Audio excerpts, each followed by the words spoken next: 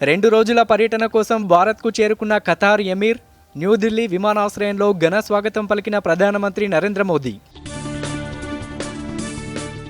China పట్ల భారత వైఖరిపై శ్యామ్ పిట్రోడా వ్యాఖ్యలను ఖండించిన బీజేపీ, పిట్రోడా వ్యాఖ్యలు పార్టీ అభిప్రాయం కాదన్న కాంగ్రెస్ నేత జైరాం రమేష్. ఇసుక అక్రమ రవాణాను అడ్డుకోవాలని కలెక్టర్లు, ఎస్పీలకు సీఎం ఆదేశం. ఇందిరమ్మ ఇళ్ల నిర్మాణానికి ఉచితంగా ఇసుక రవాణా చేయాలని సూచన.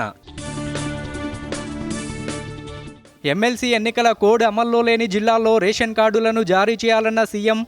రేషన్ కార్డుల దరఖాస్తుల సందిగ్ధతపై ప్రజలకు అవగాహన కల్పించాలన్న రేవంత్ రెడ్డి. మార్చిలో ప్రత్యేక అసెంబ్లీ సమావేశాలు పెట్టి బీసీ బిల్లును ప్రవేశపెడతామన్న టీపీసీసీ చీఫ్. బీసీ రిజర్వేషన్ బిల్లును 9వ షెడ్యూల్లో చేర్చేలా బీజేపీ నేతలు కేంద్రాన్ని ఒప్పించాలన్న మహేష్ కుమార్ గౌడ్. సమూల మార్పులతో సరికొత్త ఆదాయ పన్ను చట్టం తెస్తున్నామన్న కేంద్ర ఆర్థిక మంత్రి.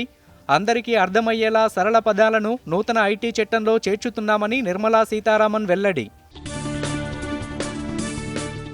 ఉత్తరాదిని వణికించిన వరుస భూకంపాలు. ఢిల్లీ, నోయిడా, గురుగ్రామ్, గాజియాబాద్లో ప్రకంపనలు. అటు బీహార్లోని పలు ప్రాంతాల్లో కంపించిన భూమి. రిక్టర్ స్కేల్పై తీవ్రత 4.0గా నమోదు.